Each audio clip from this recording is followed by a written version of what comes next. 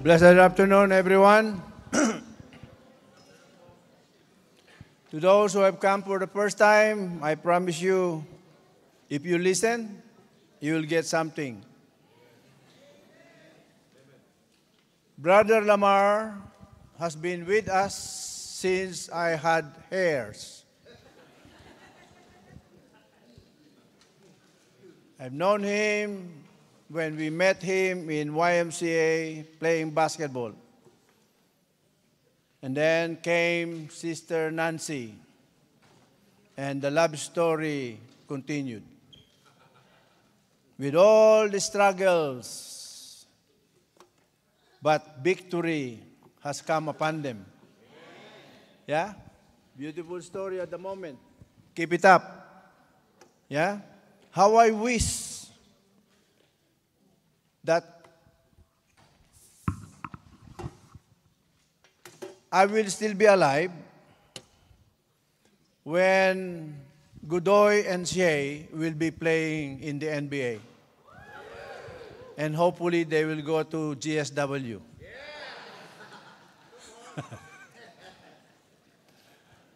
All right. So I would like also to testify about the resurrection power of God. And before 1985, I was basically dead, but spiritually dead. Dead. But because of Jesus coming into the picture of my life, I was resurrected. And the faith that I still stand and proclaim is valid because Jesus Christ has risen from the dead. For those who knows my medical condition recently, I am almost to the brink of becoming dead physically. But praise the Lord, again I will say, it is the resurrection power of God that I am back in my feet, that the battle will go on and we will go to battle. So I pray to God that every one of you have come expecting something to be reminded again about what it means to know, understand, and to remember the resurrection of Jesus Christ. And as a second part of the series that I've started about walk the calling that God gave us. Today, I will be talking again about the title, Walk Worthy of the Calling of God. And I hope you understand about being called. Do you understand? And if you are sure that you are called by God, expected by God that you are doing something worthwhile of your calling, and it is all about walking. And last time that I was preaching about this topic, that God had called many people so that we can have examples, models, to follow. That when God called us, it is not about you walking your own walk, rather walking His walk. And if Jesus said in John chapter 14, verse 6, that He is the way, He is the truth, He is the life, and no one comes to the Father except Jesus, we would rather be serious in today knowing, understanding about the resurrection of Jesus. So let me just go back with some Bible reading, and I would like you to read with me. By the way, the power of the Word will only happen if we speak the Word. If you're just reading with your mind silently, it won't matter, I believe. Because if the Bible is telling us in Romans chapter 10, verse 9, if you confess with your mouth that Jesus is Lord, that He rose again from the dead, you will be saved. And of course, we have been telling every one of us that we have to declare the word. That's the reason why Sister Marie was so passionate in leading us in the opening prayer. And I hope you understood why we are doing this and knowing what the power can do to us who declare the word. That we were declaring the power of the blood of Jesus about redemption, about forgiveness, about God forgives our sins as long as we love our brothers and sisters. The blood of Jesus continues to wash our sins. And that our justification is by the blood. But we need to declare. And even for primary leaders that we always tell that every morning we should be declaring the powerful blood of Jesus in our lives, in our families. Because that is something that we have to declare with an open mouth. Sometimes, even Christians, when you go to movies, you go to the sport arenas or whatever, you shout so loud. But when it's all about God, you cannot shout. Praise the Lord for Carmela. I thought beautiful singers, beautiful girls, and beautiful voices, when they get married and nanganak na, napipiyok, di ba? But praise the Lord, hindi siya piyok. Matindi pa rin si Brother Ken. For you people who didn't understand that, I said, for those who have given birth, we Filipinos think that when a girl gives birth, the voice is also affected and they cannot sing. Yeah? But Sister Carmela gave it all today. Praise the Lord. She is alive. Amen.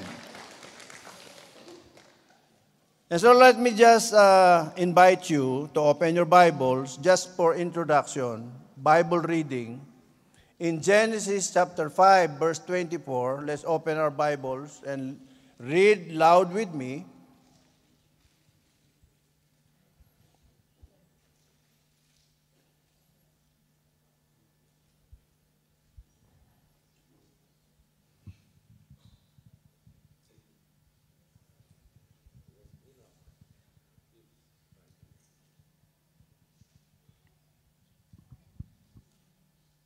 Okay, if you're there, I am reading in my New King James Version. Read together with me with your mouth. It says, Enoch lived 65 years and begat Methuselah. After he begat Methuselah, Enoch walked with God 300 years and had sons and daughters. So all the days of Enoch were 365 years, and Enoch walked with God, and he was not, for God took him. Now we move to Genesis chapter 6, verse 9.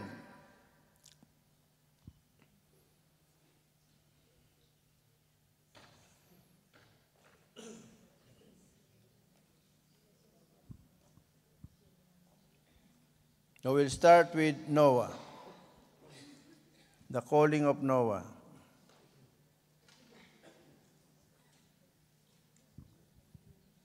Naging 7 pala.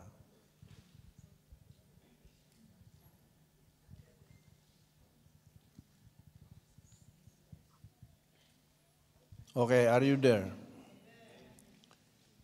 This is the genealogy of Noah. Noah was a just man, perfect in his generations. Noah walked with God. You know what Noah have done? He walked, but he was doing a work. And then, of course, you know Genesis chapter 12, the calling of Abram, who eventually became Abraham. And we will not read the whole Genesis 12. That will be for you to read. But let us read Exodus 33, verse 12.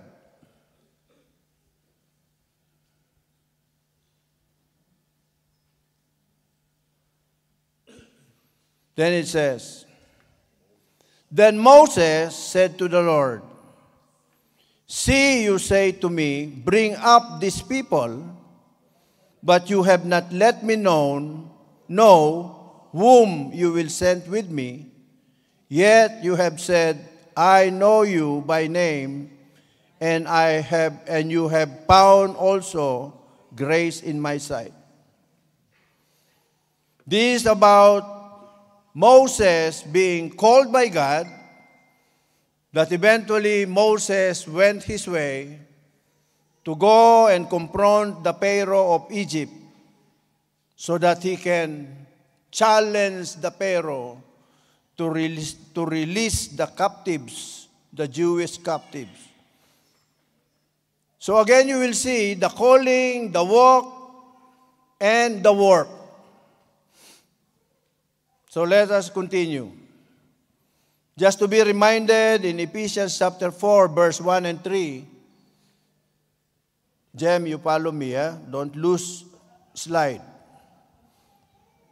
Ephesians 4, chapter 1 and 3, just to be reminded about this calling, about this walking, with the requirements, and let us read. I, therefore, the prisoner of the Lord, beseech you to walk worthy of the calling with which you were called, with all lowliness and gentleness, with long-suffering, bearing with one another in love, endeavoring to keep the unity of the Spirit in the bond of peace. Immediately, I would like just to emphasize about the worthiness of our calling that demands walk. And that it demands of us to practice lowliness, humility, humbleness, gentleness, long-suffering, persevering, patient, and bearing with one another in love, loving others. Not conditional relationship, but love that will push through every one of us into doing a job that will result to the unity that God wants us to attain. And then I mentioned in the past, or the first one, about walking with God, the people who hand in hand walk with God. Remember when I said hand in hand, Tommy Reed, the pastor, 92 years old, was saying in his testimony, when I was young, I was called by God, and right there and there, I decided to just grab the hand of God and held on the hand of God, that even at the age of 92, he was still sane, still able to do his job. And what a beautiful story, legacy, that he is establishing, that eventually me would like to also emulate. So we have to understand the hand-in-hand walking with God. And so Enoch walked with God 300 years, and he was walking with God, but doing something. And in the book of Jude, we will find out, and the book of Jude is telling us, Jude was prophesying, preaching, warning people of the impending, coming judgment of God. Noah, called to walk with God and to build an ark almost by himself. that took him 110 years. And by this time, you understand, Noah was not just an ordinary ark builder. While he was gathering the wood, he was preaching, warning the people. While he was putting all those material things to become the ark, he was preaching repentance, come back to God, and so forth and so forth. But there were none who joined his family. And immediately you will see the picture. Are the believers be saved, all of them? Will all believers, will all Pag-asa Center be saved? That will be a big question. If you will not understand this message that I am trying to establish for you and me. Not everyone will be saved. You may be saved, yes, but if you die today, saved, then you go for God. But if you journey along the way and you paltered and swayed from the way that God wants us to go, then you might not make it, my brothers and my sisters. That's the reason why in the book of Jude, it is forewarned of us the falling away of believers. The great apostasy will come. And the Bible is telling us in 1 Peter, judgment will start in the house of God. People will be shifted, and many will fall. And so it's very important, my brothers and my sisters, for you to know and understand this and connect it with your life. Where are you in this journey of faith? Are you just walking and walking on your own? Noah took him 110 years so that those people that have heard the message of repentance, they should have come because the door was open. But when the door closed, only the family of Noah were saved. And it terrifies me because it means to say, and even the Bible is telling us, that not all will make it.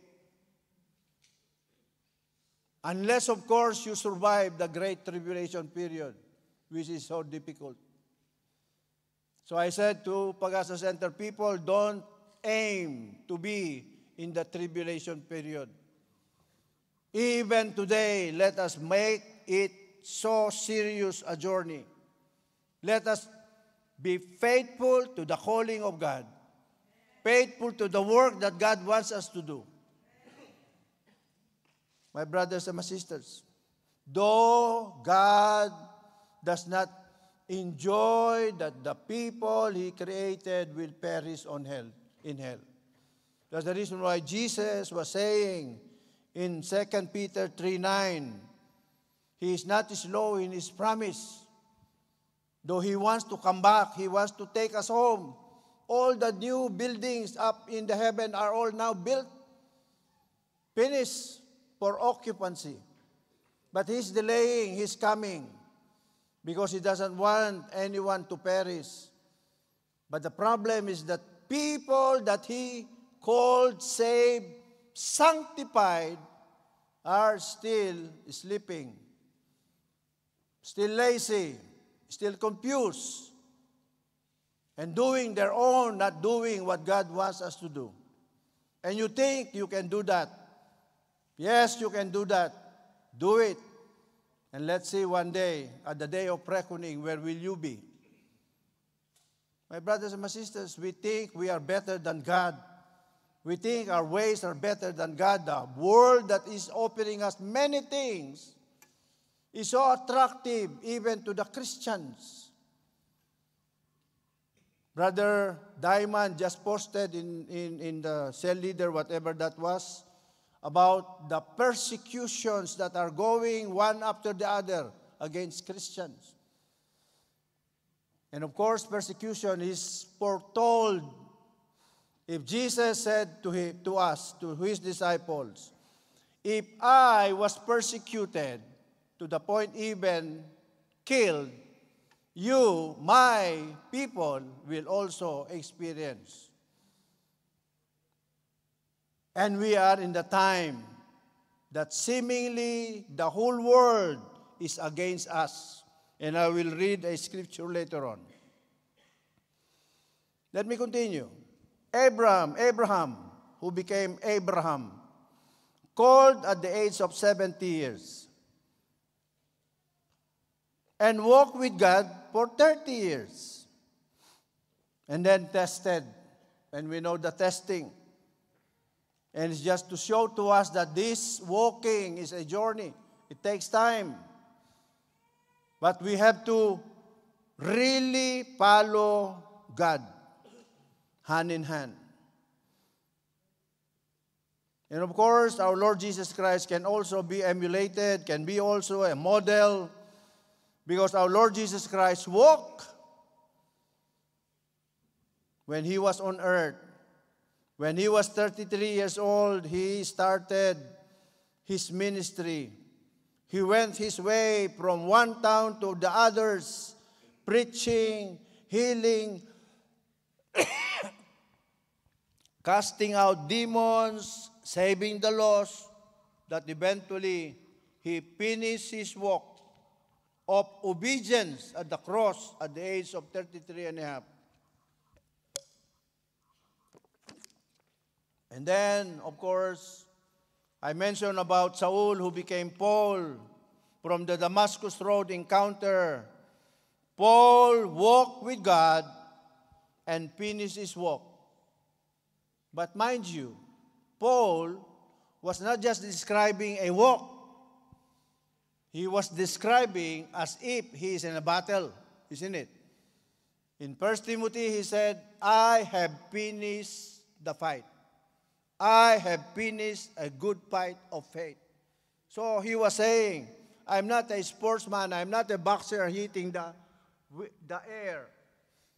I'm not just an ordinary runner. I pursue for the prize. And so, my brothers and my sisters, Paul was trying to picture to us, this is the way to do it. But praise the Lord, Paul, at the end of what he has done, he was saying to us, it is by the grace of God that we can do it. And so, do you think we can do it on our own? Of course not. That's the reason why we have to hold the hands of God, at the same time doing the work. Again, I will repeat. If you know the story of 2 Chronicles chapter 20 about Jehoshaphat, God was saying, just go. I will be with you. Actually, I will be the one to do the battle. All that you have to do is to trust and believe that it will work. And so, my brothers and my sisters, is it difficult for you and me to walk hand in hand with God? Ayaw nyo sumagot. Bahala kayo sa buhay nyo. Again, is it difficult for you to walk hand in hand with God? Can you promise God, can we promise God that we will walk hand in hand with God, especially during our time? My brothers and my sisters, this is serious. You let go of the hand of God and let's see what will happen to you. And hell is described this way. It is a place of torment where people that are there will 24 hours or maybe in eternity time will be weeping, gnashing their teeth. There will be worms that do not die coming in all those holes that you as a human being have. The fire does not quench. And there's so much darkness. And there's so much Ano ba yung mabaho sa English? Huh? And it stinks in hell. For you Filipinos who knows garbage, especially we Filipino in the Philippines, the garbage, they stink. That is the description of hell. And if you like to go there, go for it. But I'm telling you, God is so merciful. All that you have to decide today, as you will hear this message, is to say to God, Lord, from this time forth, I will walk with you hand in hand.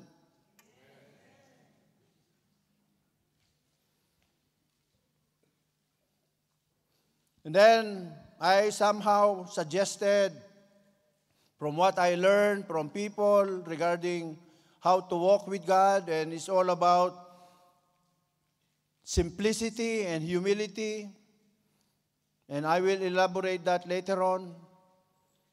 A relationship, being friend with God. Remember Moses, Abraham were friend of God.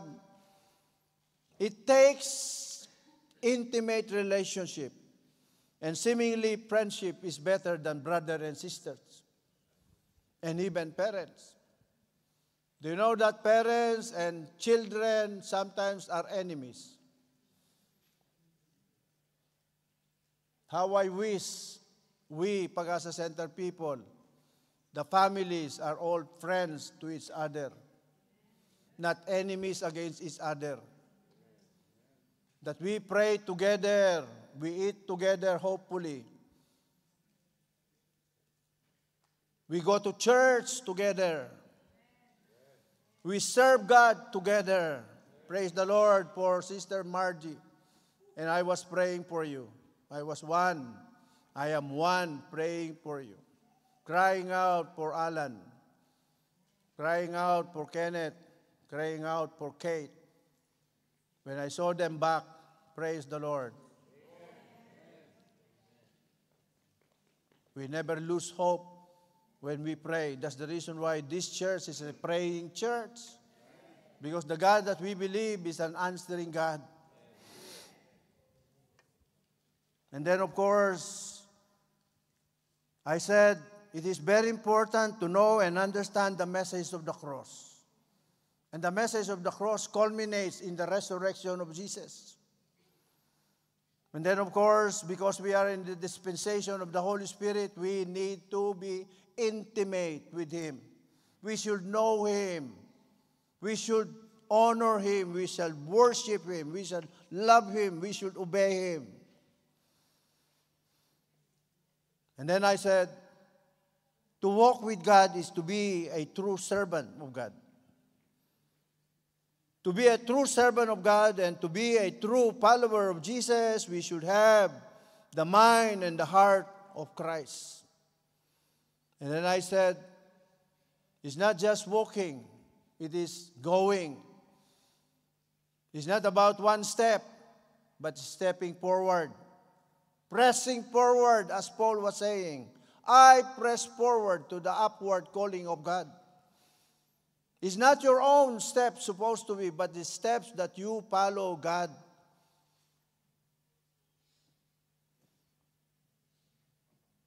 And I would like every one of us to know this, my brothers and my sisters, because this is very important. Walking with God should be in agreement with God. And most of us Christians, we rather do what we do, as I've said earlier. And that is in disagreement most of the time with God. Isn't it? Check yourselves. Are you walking in agreement with God? Because Amos 3:3, it says, can two walk together unless they are agreed?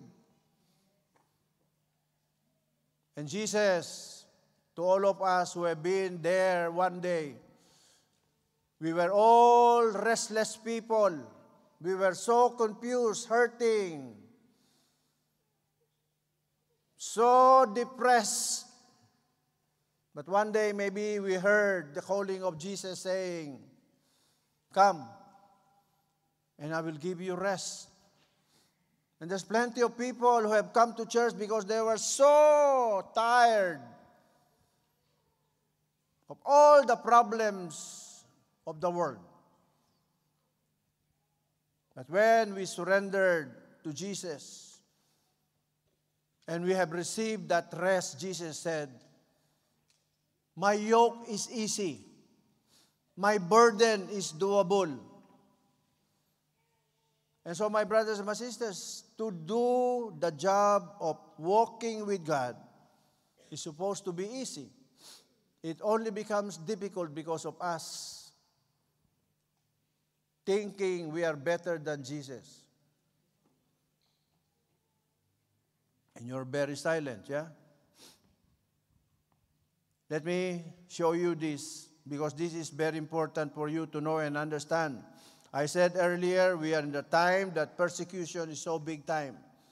And seemingly, we, the Christians, are the only group of religious people that everyone are against us. The other religion, they do whatever they do, and people do not bother. Christians, they pray in secret, they are arrested. And I saw a picture in the Facebook. It says, you're not allowed to read your Bible outside, but when you are in prison, then they let you read the Bible. How ironic, isn't it? And so, my brothers and my sisters, it's very important to know that we are in a battle against the world. And let me just read this to you so that you will know this scripturally.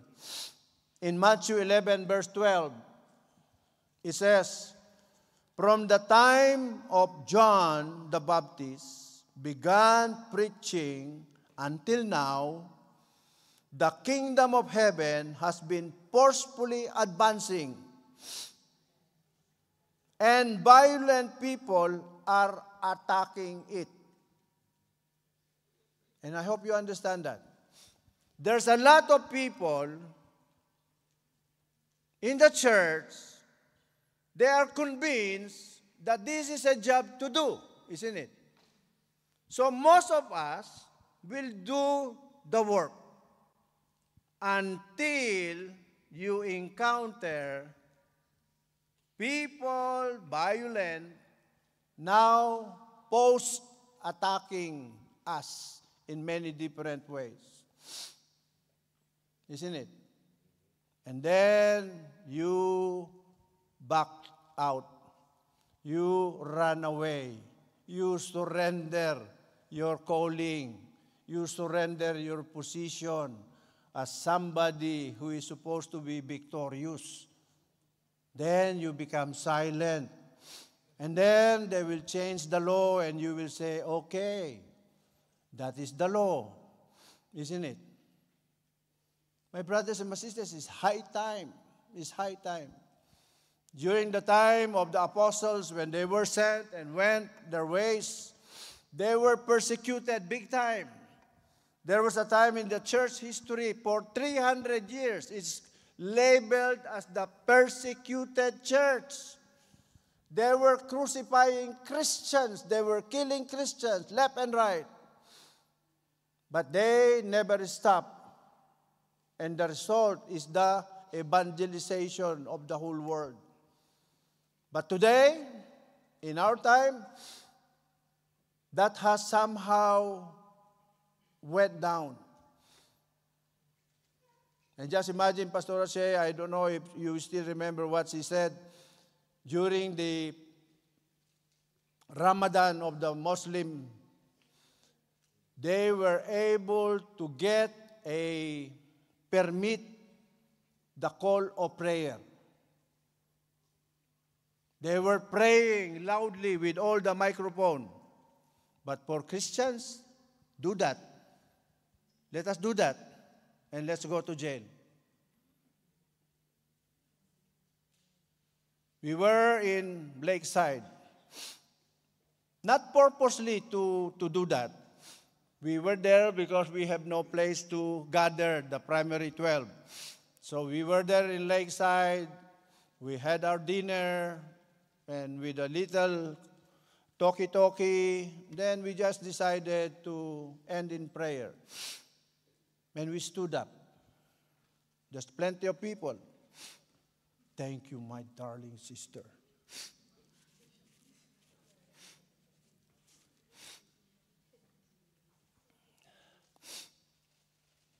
And people who watch us started talking to some people among us. And they were saying, wow, you've done that? You've done that? What done? We were just eating. No. When you were standing up praying among many people, you still do that? When I said, praise the Lord, from now on we will be in Lakeside.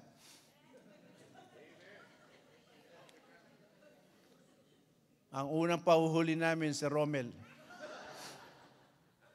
Yeah? So do you understand what this is? Do not cower down in fear. The walk and doing the work needs courage and vigilance. There's a reason why Joshua was being told by Moses, be bold and courageous. Go and fight. For many Christians, sometimes we are so scared about the persecution, about the law that will put you to jail. But praise the Lord for people who will stand their ground, because this is very important. Let me just read that again in NIV. I didn't read that in New King James Version because the NLT is a little bit more straight about being the world violent to us, against us. In Matthew 11:12 NIV, it says, from the day of John the Baptist until now, the kingdom of heaven has been subjected to violence, and violent people have been raiding it. Even after Jesus rose from the dead, he and all his followers have been persecuted big time. Expected of us to be persecuted, brothers. So are you still going to walk and do the work? Yeah? And I hope your amen are true. So the next that I will say to you, still, we need to walk and do the work. Amen. No one should be cowering in fear. Let's go and do the work. Babies in the church, you cannot do anything. You just have to be in the church or cell group to be fed so that you will grow. Toddlers spiritually can do something, and we are teaching our toddlers, even themselves being taught. Tell your classmates, Jesus loves you. We tell them, you pray for them, for your classmates. Be bold. And I'm now training with Nathan, Jen, and Seki, their devotion. They're still a little bit shy, but then one day I will see them engaging. The young adults, the young people of the church, praise the Lord for the Walsan. But you need more to do. If you are serious of your calling, there is a work to do, brothers, young people. And then most especially the mature ones. You mature ones, you will be beaten many times for your disobedience to God. And I hope you understand that. Your punishment from God is big time compared to the young one. But just the same, God is not unfaithful to His promises, to His demand. He is a covenant God. And when we will say, I will do this and you don't do it, wait for your time of circumstance. And so, the prescription of Jesus is Matthew chapter 5, verse 3 to 12.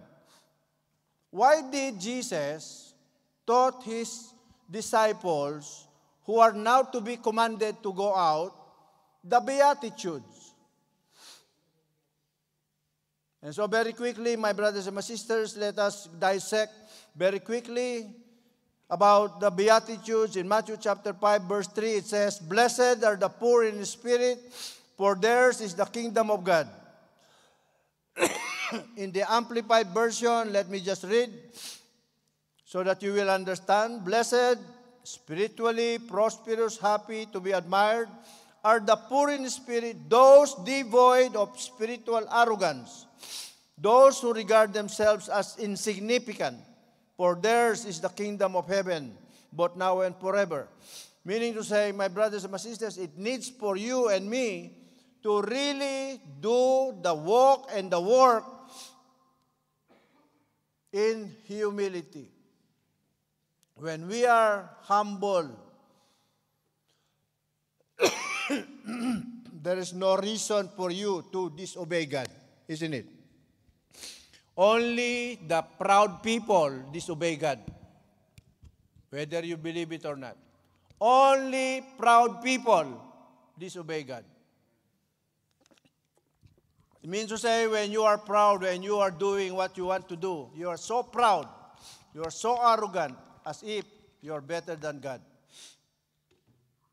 That's the reason why the prescription of Jesus is for us to start it from humility. Because there will be more difficulties that we will be encountering as we will do the work of winning the world. Do you understand? Winning the world is not easy. It is difficult. But we need to be humble and humble, so humble like Jesus, that we will just submit and give our life for Jesus. Amen. Then, verse 4, it says, Blessed are those who mourn, for they shall be comforted. The next step is that for you and me to be crying out to God for His mercy, that we will so be affected by the condition of our families that are not saved, or part of the families that are so hard-headed, rebellious. We cry to God, mourn to God. Praise the Lord for Sister Margie. She was crying to God, Lord, I mourn to you. I cry out to you that my whole family will be back. And praise the Lord, the prayer is answered. For you people, you think you are so good and you just want to do what you want to do. Again, I will say to you, I warn you, hell is ready for you. But God doesn't want that to happen to you. He loves you so much. He died for you. He has to prove that He is God by resurrecting again from the dead. Just imagine that He is the first one to be resurrected from the dead. To be a model for us. So that this faith journey will matter to us. Verse 5, Blessed are the meek, for they shall inherit the earth. And I was telling our primary leaders about the need of meekness. My brothers and my sisters, we will be telling people Jesus loves you. We will be telling them our stories of changed lives. We will be telling them about the Word of God. We will be telling them, come to church, come to my cell group. And people, of course, the usual response is rejection. They will ignore you and so forth, to the point that they will say something or maybe harm you. And like John and James, the disciples of Jesus, when they had difficulties dealing with people to bring them to Jesus, John and James said, can we just not rain them down with fire and brimstone? Let's kill them, Lord. Let's kill them. Let's just kill them. But Jesus said, you don't know what you're talking about. I love them. I want them saved. And so, my brothers and my sisters, we should be meek. When we are confronted, persecuted, meekness is the answer. We just continue doing what we are supposed to do, loving them despite of persecution. It's meekness. It is about power under control. We, the Christians, the true Christians, have the power to rain down lightnings, brimstone. Do you know that? We are so powerful. We have the name of Jesus. That's the reason why when we were in Bible school, we were warned, never curse, because it can happen. Like, for example, if you are being harassed, persecuted while you are doing your work, and you will say to them, God curse you. And suddenly they become, it's because of you. You did not practice meekness, which is power under control. Jesus, who is the Son of God, the creator of all things, the sustainer of all things, when he was persecuted big time, he didn't even open his mouth. Verse 6, blessed are those who hunger and thirst for righteousness, for they shall be filled. Is doing the work of God righteous or unrighteous?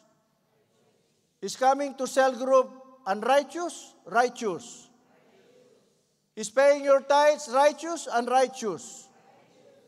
In studying as in the equipping life class seriously, is unrighteous or righteous? My brothers and my sisters, this is the reason why Jesus was saying to them, hey, the work that I am telling you to do, this is righteous thing to do.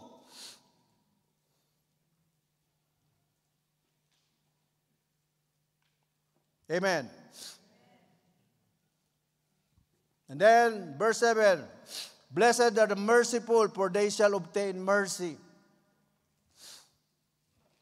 We run away from the work because we run away. We run out of mercy and compassion.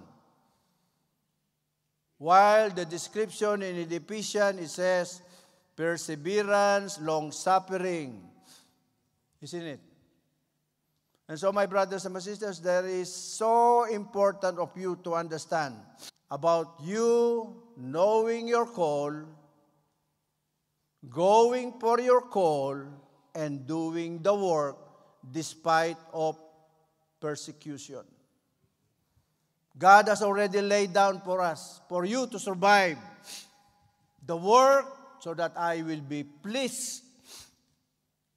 Do this and it will be easy for you, my brothers and my sisters. And then, verse 8, it says, blessed are the pure in heart, for they shall see God. We always do this because we know who reigns in our hearts. Jesus is the one reigning. He's the Lord. He's the Master.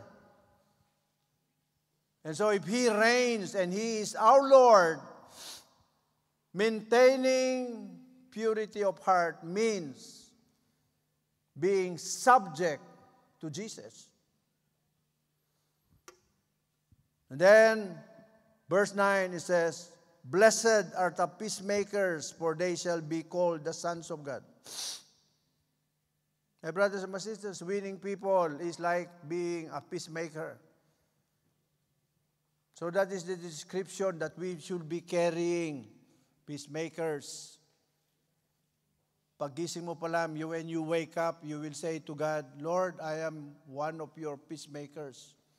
I will do my best to bring people that are disaligned with you so that the peace that you offer to them will be upon them.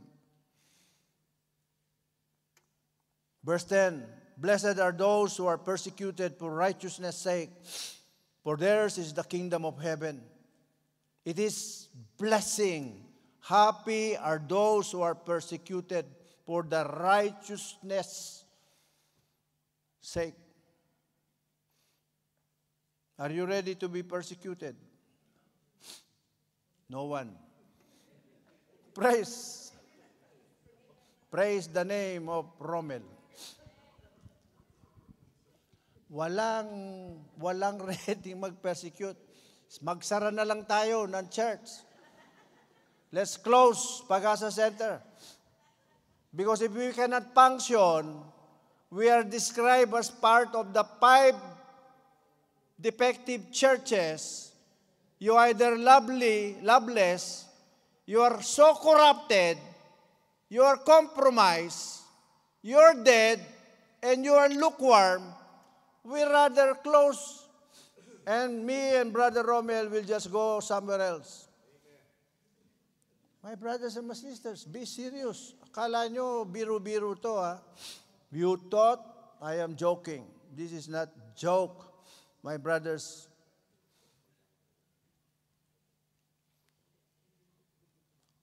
We are not playing church.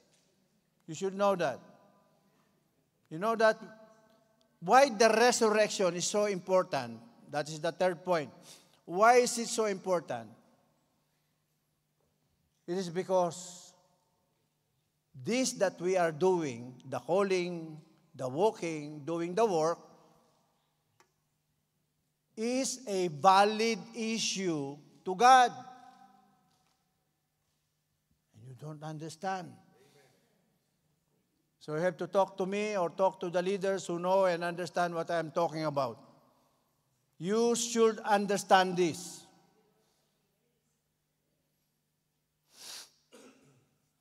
Look at this. As last part of the Beatitude, verse 11 and 12. Blessed are those when they revile you and persecute you and say all kinds of evil against you, falsely for my sake. Rejoice and even exceedingly glad, for great is your reward in heaven. For so they persecuted the prophets who were before you. My brothers and my sisters, there is so much reward for those who know and understand their calling, who will walk with God hand in hand and do the work despite of persecution. And so I hope you understood somehow why Jesus started to tell his disciples. It, of course, starts from being called, chosen to be the disciples, to be trained. When he was able to teach and train them, now the final.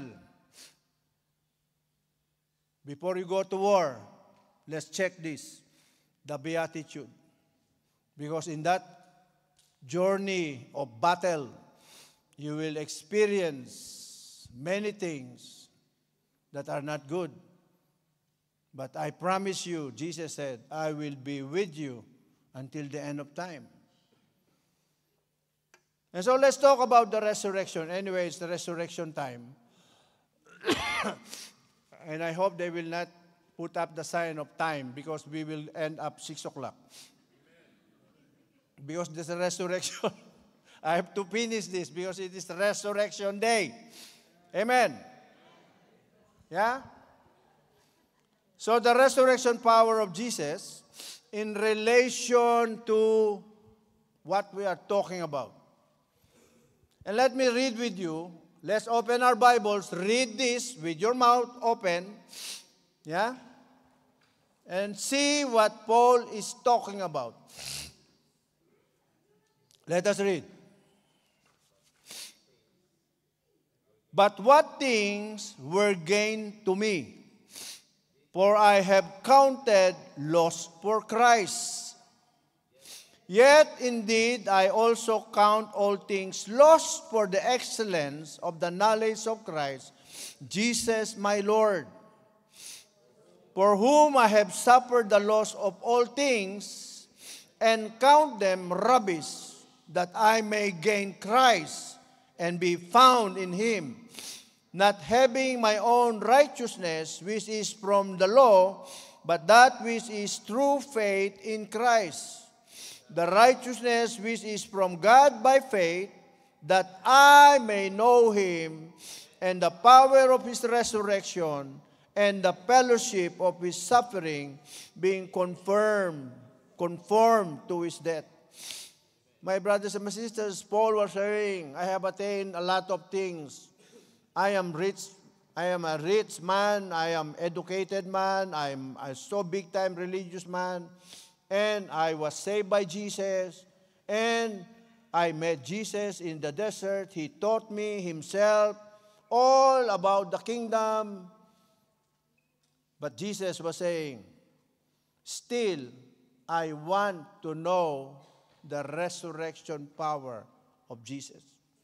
And so, my brothers and my sisters, I would like every one of us to get this. I will not have that much time to read, but I will try to read anyway, very quickly. Number one, about the resurrection power of Jesus is about him risen. He is alive. He is alive forevermore. And so our faith is a reality. It is valid. There is a reward for this faith that we are in. It is not like just playing around. There is something that you and I will gain. So let us read 1 Corinthians 15, verse 1 to 11. Jem, if you can show that in the screen so that they will read.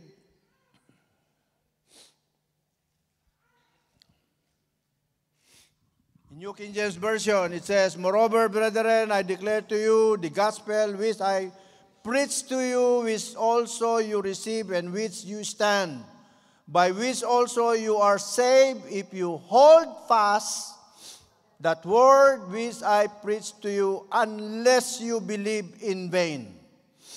For I delivered to you first of all that which I received, that Christ died for our sins, according to the Scripture, and that he was buried, and that he rose again, and the third day, according to the Scriptures, that he was seen by Cephas, then by the 12, after that he was seen by over 500 brethren, at once, of whom the greater part remains to the present.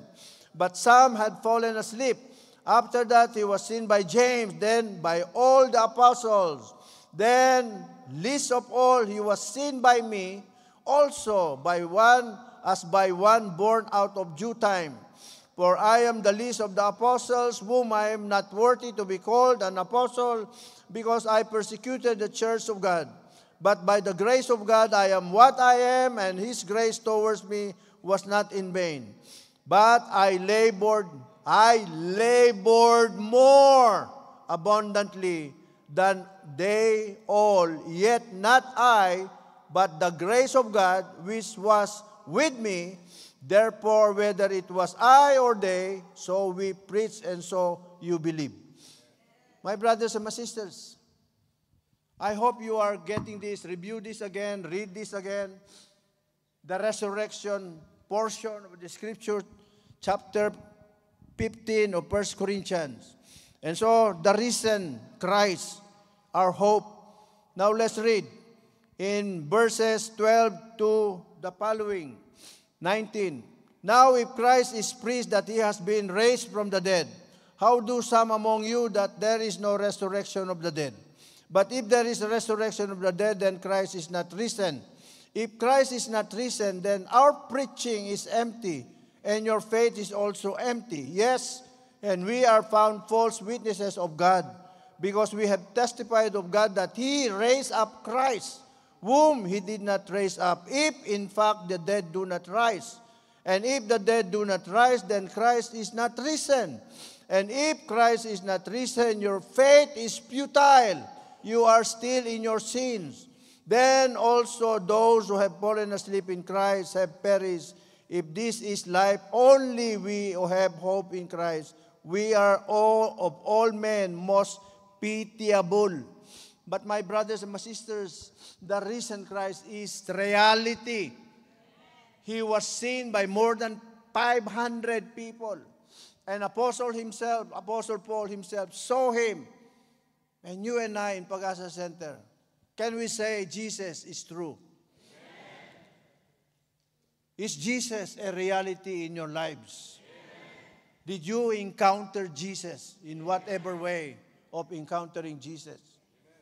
Have you encountered or experienced the resurrection power of Jesus Christ in your lives? Amen. Praise the Lord. And then, the last enemy is destroyed. That's the reason why we should be always with a mindset of victory. Because death, which is the enemy, that gives us that fear to not move and do the work.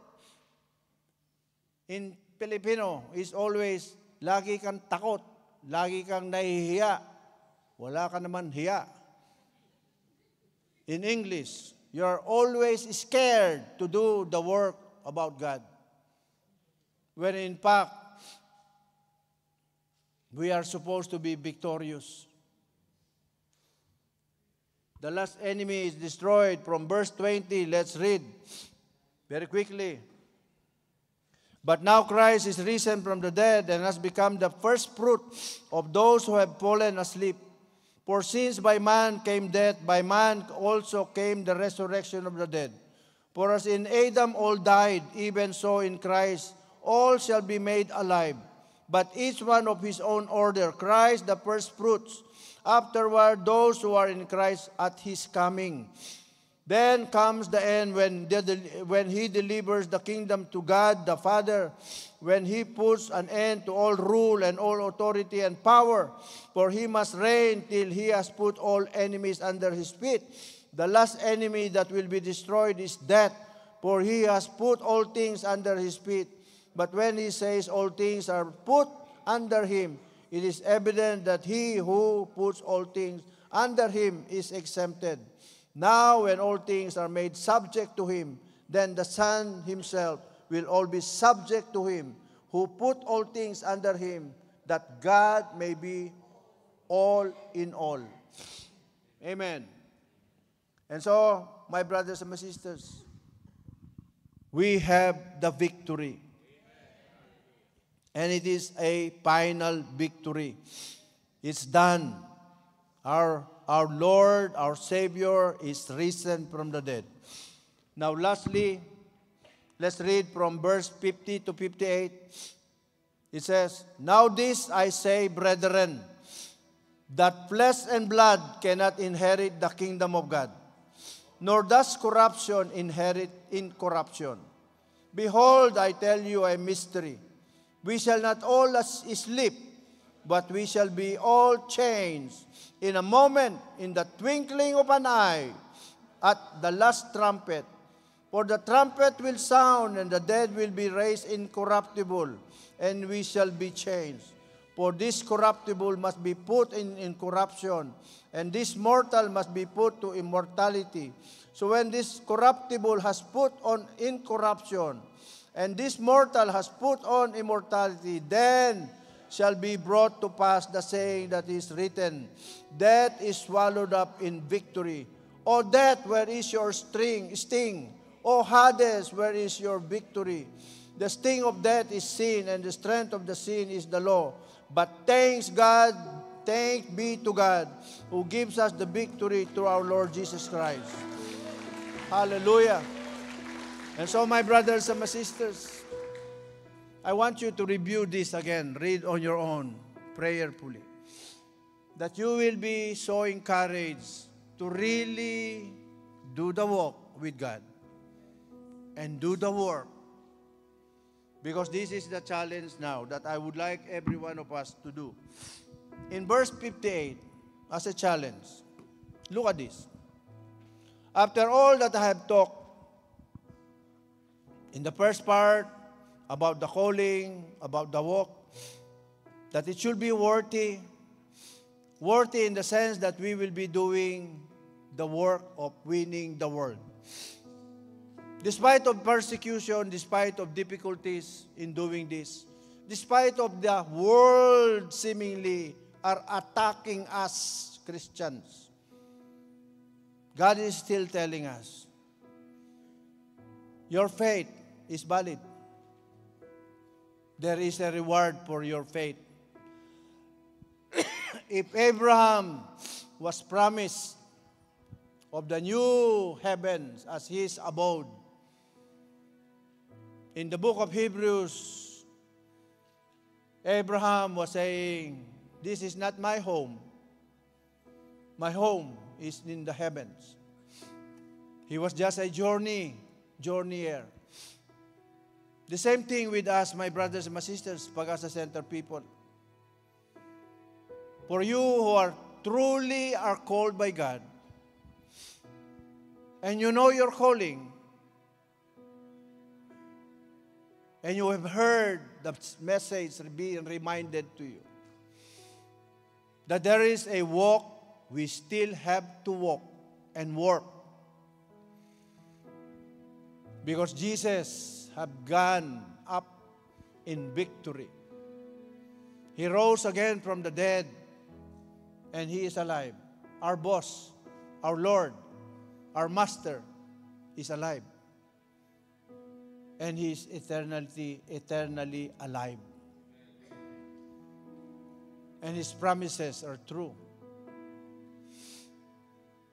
When He said, I am building, in John chapter 14, building houses for you, that one day I will come down and call you up so that you will occupy all those beautiful houses.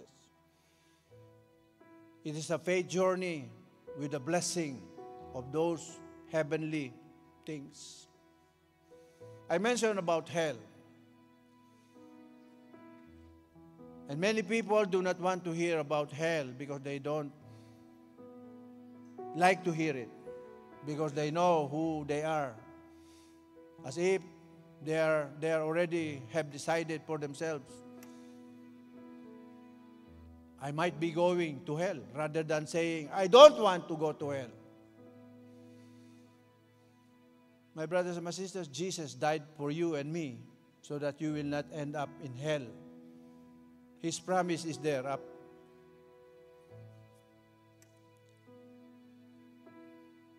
And so He prescribed us something to do. And I want you to review again prayerfully Matthew chapter 5 to 7, the Beatitude and the Sermon on the Mount. How are we going to live our lives? How are we going to win the world? It's all about being the salt and the light, isn't it? My brothers and my sisters, I pray to God, hearing, listening, reading through the 1 Corinthians chapter 15, and for you to reread again, prayerfully. May our lives as people of God in Pag-asa Center will be different,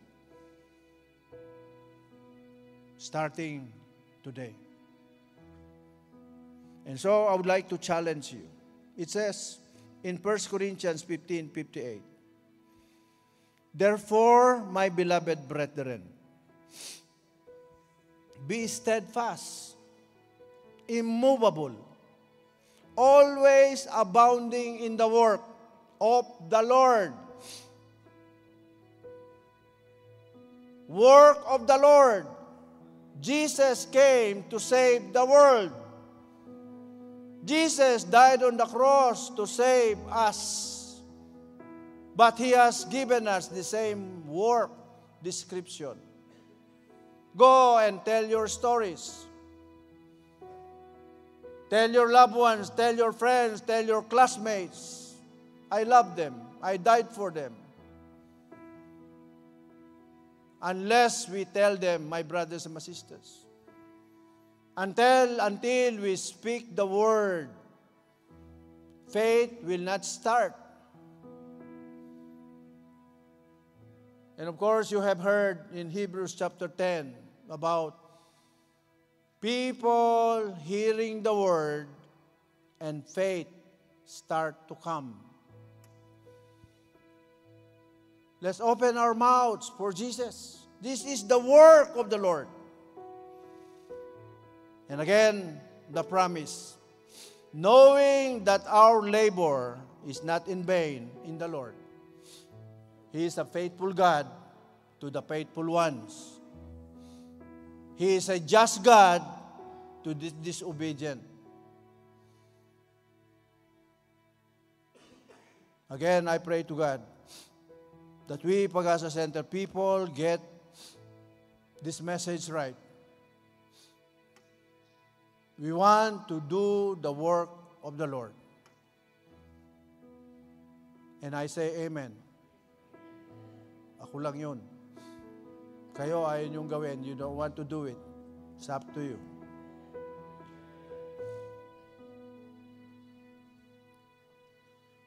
By the way, I would like to announce that the marriage encounter is now being announced. And I would like every one of you, because it will help. In July, we will be having the marriage encounter. Bring in your friends, single, married, not married, single parents. And we will announce properly. And it's a way of bringing in, doing the work of the Lord. Amen. Let us pray. Oh God, our Father, we are so grateful that you reminded us today, Lord, that Jesus had risen from the dead. We believe that, Lord. We believe that. And we want, Lord, as your people in Pag-asa Center, to get it right in our minds, right with our hearts, that our actions, O God, will result to people coming back to you. Families getting back together, believing you, serving you, being an influence to communities where we are, being influenced to the school classmates, university classmates, and even to our workmates, O God. Allow us, Lord, to really understand this so that we can boldly, courageously go and pursue the work that you describe us to do. Jesus, we thank you that you died, but you rose again from the dead. In Jesus' name, amen. Hallelujah.